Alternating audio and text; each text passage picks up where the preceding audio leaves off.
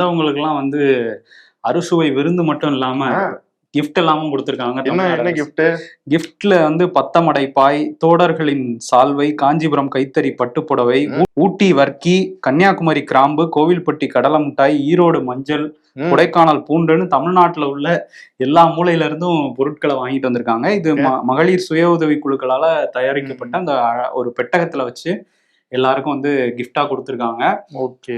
இதுல இப்போ இங்க தமிழ்நாடு பாஜக வந்து இதை எதிர்த்துக்கிட்டு இருந்தாங்க. கருப்பு சட்டையெல்லாம் போட்டுட்டு போராட்டத்துக்கு எல்லாம் தயாராகிட்டு இருந்தாங்க எல்லாரும். அதனால அண்ணாமலை வந்து என்ன சொல்றாருன்னா, இப்போ இந்த கூட்டத்துல வந்து மத்திய அரசு இதை பார்த்து பண்ணணும், அதை பார்த்து பண்ணணும்னு அறிவுரை தான் சொல்லியிருக்காங்க. ஆனா இங்க தமிழ்நாடோட அனைத்து கட்சி கூட்டம் போது கொஞ்சம் ஹார்ஷா பேசியிருந்தாரு. அதுலதான் நாங்க கோபமாயிட்டோங்கிற மாதிரி கருப்பு சட்டையை போட்டுக்கிட்டே பேசிட்டு இருந்தாரு.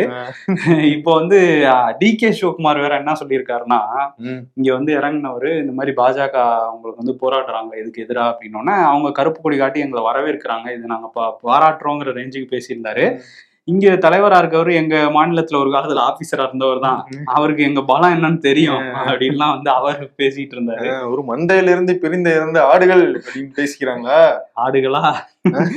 சரி, ஓகே.